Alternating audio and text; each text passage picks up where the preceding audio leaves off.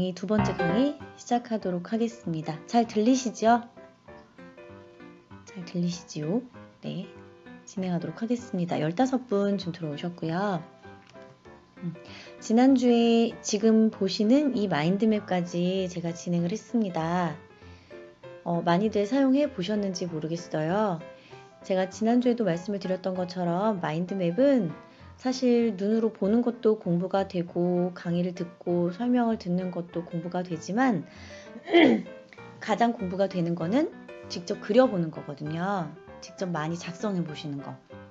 그래서 지난주에 제가 하고 나서 일주일이란 시간이 흘렀는데 마인드맵을 해보시지 않은 분은 다시 꼭 오늘 강의 들으시고 나서 마인드맵을 꼭 실천을 해보시길 바라면 좋을 것 같습니다. 네.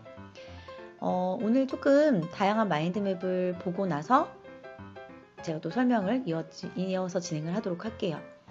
제가 지금 보여드리는 마인드맵은 구글에서 제가 이제 마인드맵이라고 검색하고 이미지에서 보게 된 마인드맵 중에 좀 사례로 괜찮은 것을 골라서 사례로 보여드리는 겁니다. 주제는 지금 지구온난화 해결하기 모두 실천하세요 라고 주제가 적혀 있고요. 지금 상당히 다양한 가지들이 뻗어 있죠. 이게 어떻게 보면 문제 해결 마인드맵입니다. 조직에서도 많이 사용을 하고 있고요. 그 다음에 제가 이 주제를 가지고 문제 해결이라는 걸 주제로 가지고 서울대학교에서도 강의를 하다가 그 다음에 이제 복주환 강사님께 또 연계를 해드렸었는데 뭔가 문제가 있어요. 내가 해결하고 싶은 문제 또는 여러분들 목표 마인드맵도 문제 해결인 거 아시죠? 내가 어떤 목표를 향해서 어떤 난관을 헤쳐나가야 되는지를 목표 마인드맵으로도 기록을 해볼 수가 있는데 이때 가장 중요한 게 사실 오늘 말씀드리려고 하는 것 중에 하나인 가지치기라고 생각을 하시면 됩니다. 지금 여기 보시면 오른쪽 하단에 혹시 하늘색 그 가지가 보이시나요? 집에서라는 가지치기가 있어요. 이 중간 가지가 상당히 중요한 역할을 해요. 지구온난화 해결할 수 있는 방법을 작성해보세요 라고 얘기를 했을 때 우리가 다들 고민해보겠죠. 지구온난화? 이걸 해결할 수 있는 방법이 도대체 뭐야? 라고 고민을 하다가 보통 우리가 이때까지 공부했었던 방식으로 봤을 때는 아마 네이버에 검색을 하실 거예요. 지구온난화 해결 방법 검색을 하겠죠. 근데 그게 아니라 집에서라는 키워드, 그 위에 보시면 여행이라는 키워드, 또 왼쪽을 쭉 내려갔을 때 절약이라는 키워드, 빨간 색깔 가지가 보이시죠? 절약이라는 키워드. 이러한 키워드들이 있을 때 우리는 조금 더 다양한 생각들이 이어지더라는 거죠.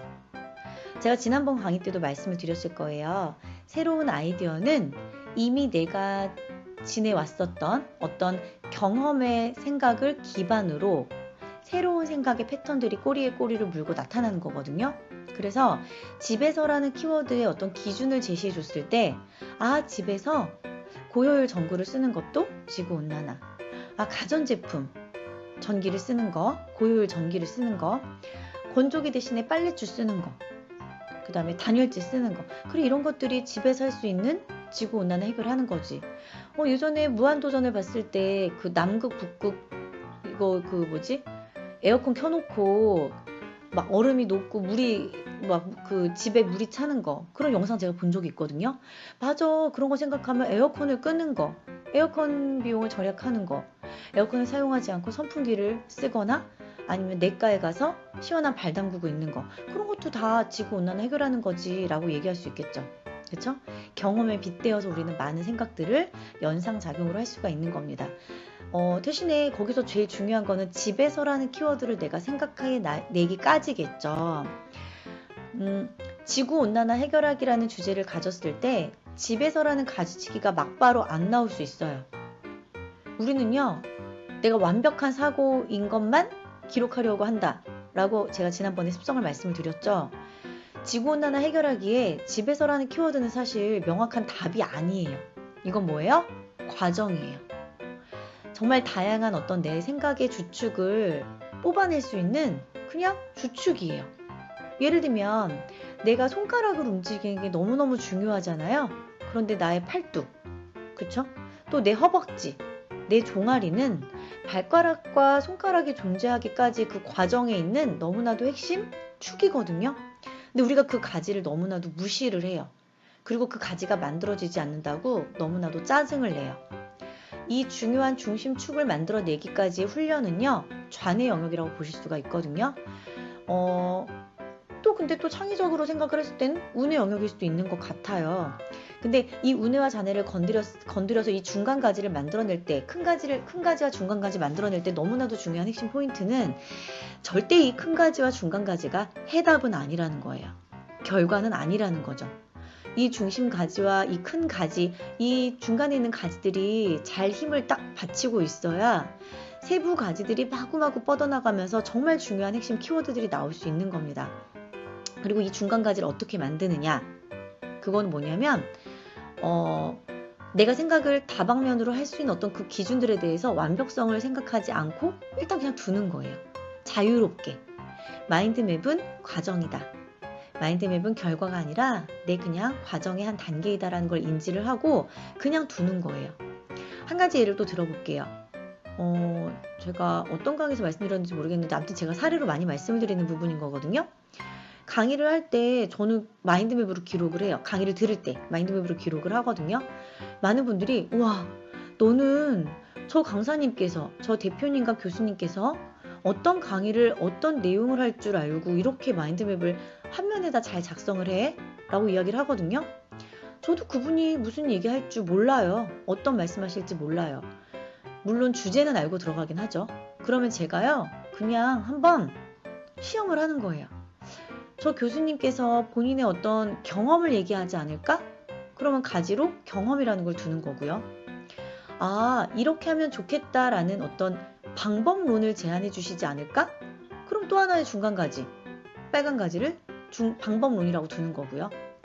모든 강의를 들을 때 저는요, 와, 집에 가서 이거 알아봐야겠다. 혹은 나도 앞으로 이렇게 해봐야겠다라고 하는 제 스스로의 어떤 그런 미션, 숙제 같은 게 나타나거든요. 그러면 그런 것들을 또 이제 왼쪽에 가지치기를 또 하나 두는 거죠. 그래, 집에 가서 알아보자. 또는 스스로가 내가 삶에 접목해보자. 그럼 벌써 3가지의 가지가 나왔죠. 저는 보통 강의를 듣거나 책을 읽을 때 이 3가지 주제를 많이 사용을 합니다. 다시 한번 정리를 할게요. 첫 번째, 어떤 경험에 비추어서 어떤 좋은 내용들, 경험들을 공유해 주지 않을까? 첫 번째. 자, 두 번째, 방법을 제안해 주지 않을까? 그럼 방법론. 세 번째, 그래, 내가 해야 되는 미션들이 있을 거야. 어떤 강의를 듣고 내가 변해야죠. 어떤 책을 읽고 내가 변하는 게 가장 중요한 거잖아요. 그럼 3번째 가지로 미션을 두는 겁니다. 그래서 그렇게 해갖고 저는 3가지 가지치기를 두고 많은 강의를 들으면서 그리고 많은 책을 읽으면서 이렇게 마인드맵을 작성을 하는 거죠. 그래서 이렇게 주축 3가지를 두고 있고 어떤 강의의 주제에 따라서 책의 어떤 성향에 따라서 4번째, 5번째 가지가 나오기도 합니다. 그러니까 이게 결국에 뭐냐면요. 내 생각의 서랍을 만들어 놓는 거예요. 지구온난화 해결하기 위해서 여행이라는 서랍을 만들어 놓고 여행과 관련된 것들을 그 안에 막 담아보는 거예요. 집이라는 키워드에 어떤 서랍을 만들어 놓고 그 집이라는 키워드와 연관되어 있는 아이디어들을요. 그 바구니에 담아보는 거예요. 강의나 독서도 마찬가지예요. 우리가 그 책을 읽을 때 모든 내용을 내가 머릿속에 담을 필요는 절대 없어요. 그 책을 읽고 혹은 그 대표님의 강의를 듣고 내가 어떤 걸 바라고 이 강의를 신청했지? 내가 어떤 걸 바라고 이 책을 집어들었지? 먼저 내가 원하는 바를 가지로 쳐보는 거예요. 내 변화인지 아니면 내 스스로 반성할 점, 나의 어떠한 상황, 현상을 조금 바라보기 위한 점인지 아니면 누구에 대해서 알아보고 싶어서인지 내가 SNS에 대해서 공부하고 싶어서인지 어떤 이런 목적성을 두고 서랍을 만들어 놓는 게 큰 가지 혹은 중간 가지라고 보시면 되고 거기서 얻는 수많은 정보와 어떤 경험에 대한 공유와 그 다음에 다양한 기록 이런 모든 것들을 잔 가지로 나열을 하면 된다라고 말씀을 드릴 수가 있습니다. 이것도 이제 제가 구글에서 발견한 좋은 마인드맵 사례입니다. 고흐에 대해서 작성을 했어요. 저는 미대를 나오긴 했지만 사실 고흐의 작품과 그 다음에 고갱의 작품 잘 구분하지 못하는 것 같아요. 그리고 마찬가지로 음악도 저는 공부를 꽤 오래 했거든요. 제가 체르니 40번까지 배웠으니까.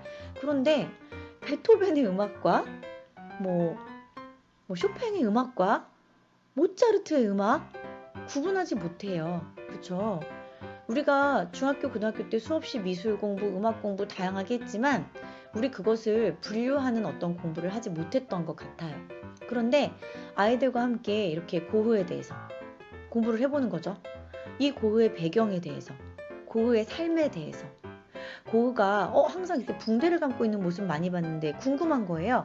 귀를 자르게 된 배경은 무엇일까? 그 스토리에 대해서 한번 생각을 해보면서 분류를 해보는 거고, 자, 왼쪽에 보면 작품이라는 단어가 있죠. 그 작품을 따라 그려보는 거예요. 아, 내가 고흐의 작품을 이렇게 따라 그리다 보니까 옐로우 계열, 어떤 약간 빛번짐이 있는 어떤 그런 노란색 계열과 그 다음에 되게 어두운 부분에 대한 그런 것들, 되게 명확하게 구분이 되는 어떤 그런 색감을 많이 사용을 하는구나. 내가 실질적으로 색연필과 사인펜을 들어서 색칠하는 과정 안에서 우리는 고흐에 대해서 모든 것들을 조금 이해하고 훨씬 깊이 인지할 수 있게 되는 거죠. 특징, 아래쪽 보시겠어요? 색채, 인상주의 영향, 붓자국, 어떤지 감정 상태, 불안정한 필선, 격앙된 감정 표현, 자아에 대한 표출, 그쵸? 어떻게 전달했는지, 거친 질감, 이걸 뭐라고 표현하는지, 이런 것들에 대해서 단어로 표현을 했다라는 겁니다. 자, 제가 지난번에 강의 때 말씀을 드렸죠. 뇌는 뭘 좋아해요? 문장보다 좋아하는 게 단어라고 말씀을 드렸습니다. 그쵸? 이 마인드맵 보니까 이해가 가시죠? 그 다음에 또 단어보다 더 중요한 게 뭐예요? 단어보다는 이미지를 좋아한다라고 말씀을 드렸죠. 그래서 이렇게 고흐의 어떤 그런 배경에 대해서, 스토리에 대해서, 작품에 대해서 우리가 키워드를 뽑아내고 그 다음에 그림으로 표현하고 그 질감을 똑같이 우리가 표현을 함으로 인해서 고흐에 대해서 아주 자세히 우리가 인지를 할 수 있고 다른 어떤 그런 화가들의 작품과 분류를 할 수 있는 거겠죠. 이렇게 해서 아이들과 지금 우리 코로나로 집에 콕 박혀 있잖아요. 이때 사용해봐도 좋을 것 같아요. 명작을 꺼내어 들고 같이 한번 관찰을 하면서 따라 그려보는 거죠. 이거를 먼저 보여드릴게요.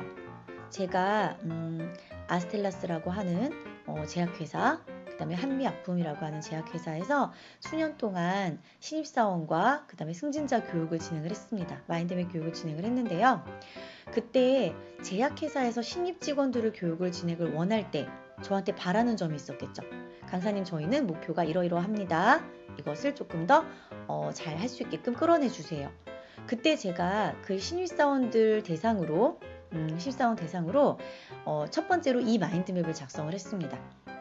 제비뽑기를 했어요. 제비뽑기를 해서 5명, 6명 정도로 주축으로 이루어진 그런 조에서 어떤 조는 양치기 소년, 어떤 조는 뭐 백설공주, 어떤 조는 뭐 신데렐라, 이런 식으로 제비뽑기를 해서 그 동화를 줄거리를 요약을 하고 그 동화에 대한 교훈을 끌어내고 그 동화에 대한 등장인물에 대한 배경을 우리가 끌어낼 수 있게끔 만들어 준 거죠. 자, 그렇게 했더니 오른쪽 줄거리 나타났어요. 양치는 중, 늑대가 나타남, 마을 사람들 출동, 반복, 진짜 늑대 등장, 사람들 안 믿고 양 전멸 후에. 이야기가 상당히 심플해졌죠. 문장을 단어로 짧게 압축하는 과정 안에서 양쪽 뇌가 상당히 사용이 되고요. 자, 왼쪽 보시면 녹색으로 등장인물에 대해서 분류가 되어 있습니다. 마을 주민, 늑대 부대, 소녀, 양 100마리. 이 등장인물에 대해서 우리가 한번 생각해 본 적이 있을까요? 마을 주민은요, 봉사정신이 투철했대요. 늑대 부대는요, 본능에 충실했대요. 소녀는요, 개구지고 철이 없었대요. 양은요, 온순하고 수동적이래요. 자, 이런 어떤 키워드들, 봉사정신 투철, 본능 충실, 개구짐, 수동적, 이런 단어들의 키워드를 생각해냄으로 인해서 우뇌와 자뇌가 또다시 아주 많이 성장을 하는 거고요. 자, 그 다음에 되게 기발한 것들이 생각이 났겠죠. 왼쪽 하단을 보시면 죽은 양철이라고 있습니다. 이야기가 끝났어요. 우리가 읽은 양치기 소년이라는 책은 끝났지만 우리가 그 뒤에 이야기들을 생각을 해보는 거죠. 외식 사업을 하겠대요. 양이 100마리가 동산에 쌓여서 죽어가고 있어. 이미 죽었어. 이게 썩어가겠죠. 얼마나 냄새가 나겠어요. 동산에 양 100마리가 썩어서 시체가 되면은 우리 동네 땅값 떨어지겠죠. 빨리 처리해야 돼요. 그런 아이디어들을 기발하게 이렇게 만들어내는 겁니다. 외식사업, 양뿔, 양갈비, 양꼬치, 거기다 칭따오까지 곁들여가지고 팔겠대요. 제가 지금 디톡스 중인데 칭따오가 너무 마시고 싶네요. 자, 패션 사업을 하겠대요. 가죽 제품, 라이더 재킷, 가방, 원단 어디다 팔아요? 기모리스를 유니클로에, 캐시미어를 팔겠다라는 거죠. 이런 어떤 기발한 아이디어를 이렇게 가지를 치면서 작성함으로 인해서 은혜와 자네가 동시에 또한 개발될 수 있겠죠. 이렇게 뭔가 즐거운 상상을 통해서 마인드맵으로 이렇게 양뇌를 활발하게 한 다음에, 자, 그 다음에 아까 제약회사의 의뢰한 목표에 대한 마인드맵 작성을 한 거죠. 자, 제약회사에서 뭐라고 저한테 의뢰를 했냐면, 신입 직원들이요, 아주 재미있게 아이디어를 냈으면 좋겠어요. 아니, 우리가 신입 직원들한테 뭔가 정말 무조건 만들어질 수 있는 약을 개발하라고 한 것도 아니고, 그냥 되든 안 되든 상관이 없으니까 아주 재미있는 아이디어를 내라 라고 얘기한 것 뿐인데, 이들이 너무 재미있게 하지를 못하네요. 재미있게 할 수 있게끔 끌어주세요. 그래서 제가 이 양치기 소년 마인드맵을 먼저 작성한 다음에 이거를 작성한 거죠. 아이고. 요거. 자, 신약 개발을 하기로 했습니다. 자, 왼쪽에 보면 효능, 오른쪽에 여성, 아래쪽에 보면 제형, 이렇게 세 가지 패턴의 마인드맵으로 나뉜 거죠. 자, 효능, 피부색, 발열제, 냄새 억제, 알코올 부작용, 피로드랍, 신체 변형제, 발광제, 감각 조절제. 제가 갔었던 제약회사 중에 한 군데가 약간 비뇨기과적인 어떤 제약회사였거든요. 그렇다 보니까 이런 아이디어들이 나온 거니까 그건 조금 감안해서 들어주세요. 효능, 쿨링제, 발열제, 너무 뛰어난 어떤 그런 단어들인 것 같고요. 오른쪽 보세요. 여성, 생리응고제, 먹는 틴트제. 하나를 먹으면요 12시간 동안 입술이 빨개지는 거예요. 2번 알약을 먹으면 12시간 동안 이 입술 색깔이 핑크색인 거예요. 내가 원하는 색깔로. 너무너무 좋겠죠?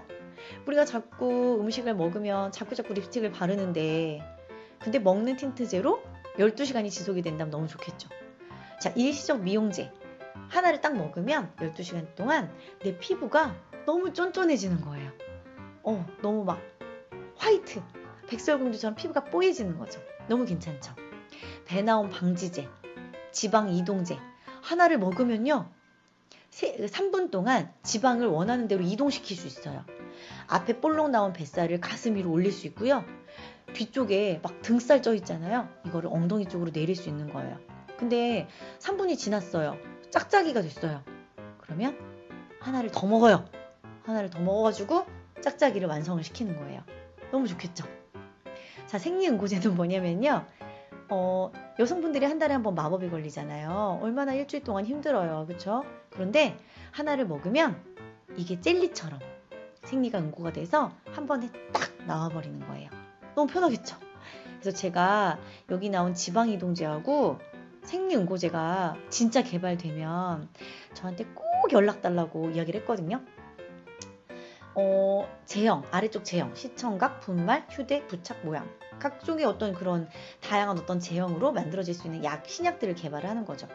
이런 다양한, 이게 이제 한 조의 마인드맵이었고요. 다양한 조의 마인드맵이 나왔겠죠. 엄청 좋아했어요. 그 제약회사 이사분들께서. 왜냐면 우리가 원하던 게 이거라는 거죠. 당장 약을 개발해라가 아니라 약을 개발할 수 있는 어떤 그런 원초적인 아주 재미있는 아이디어를 내라라는 것들을 신입 직원한테 우리는 요청을 한 건데, 신입 직원들이 너무 못하더라. 왜 못했겠어요? 결과만을 너무 바랬던 거죠. 하지만 재미있게 마인드맵을 우리가 과정으로서 인지하기 시작하니까 상당히 다양한 마인드맵을 통해서 상당히 다양한 얼마든지 정말로 잘 개발될 수 있는 그런 신약들이 나올 수 있는 아이디어 소스들이 발견됐더라는 겁니다. 그렇게 제가 많은 아이디어 회사에 그렇게 이제 강의를 진행을 하기도 했어요. 자, 이거는 제가 이제 예전에 감사일기 썼던 마인드맵이에요. 인맥에 감사했던 거, 뭐가 감사했는지, 블로그를 통해서 많은 댓글에 되게 응원이 됐고 감동받았던 거, 뭐 감사한 인연, 약속이 생긴 거, 또는 가정적으로 뭐가 감사했는지를 쭉 써본 거예요. 쭉 써본 거고요. 자, 감사일기가 이렇게 변했어요. 자, 요게 제가 이제 초창기에 썼던 감사일기. 요 가운데에 기도하는 모습의 이 이미지도요, 검색해서 썼어요. 검색해서 따라 그린 거고요. 조금 더 발전해서 이제 모든 가지마다 이제 그림을 그려 넣은 거죠. 색상으로 분류가 되니까 어때요? 마인드맵이 가지치기가 그림으로 됐더라도 덩어리감이 지어지죠. 왼쪽에 긍정마인드 갖기라는 덩어리가 지어지고요. 오른쪽 위에 스타벅스를 통해서 내가 만난 사람들에 대한 감사함이 이렇게 작성이 되는 겁니다. 그죠? 그 다음에 오른쪽 아래 사랑의 매, 내 스스로를 채찍질하는 과정. 왼쪽 아래 강의가 들어왔나 봐요. 신한은행, 서울대학교, 지방경찰청, 그쵸? 그래서 강의가 들어와서 기회 주심에 감사해갖고 감사를 썼죠. 그래서 이 색상이 주는 이미지는 뭐냐면 우리가 어떤 분들이 그렇게 얘기하시거든요. 오소희 강사님 글씨 너무 잘 써서 마인드맵이 예쁜 것 같아요 라고 얘기를 하시는데 우리가 색감으로 덩어리로 화장을 시켜주는 거예요. 지금 제가 제 얼굴을 온라인 강의에 드러내지 않는 이유가 뭘까요? 드러낼 수 없어요. 드러낼 수 없어요. 지금 이 밤중에 화장을 다 지웠거든요. 그쵸? 화장을 해야 조금 볼만하죠, 우리가? 똑같아요. 마인드맵도 글씨가 조금 못생겨도 그림을 조금 못 그려도 그래도 화장을 해주는 거예요. 색연필로 화장을 해주면 훨씬 보기 좋은 마인드맵이 되고요. 조금 더 내 마인드맵에 애착을 가질 수 있게 돼요.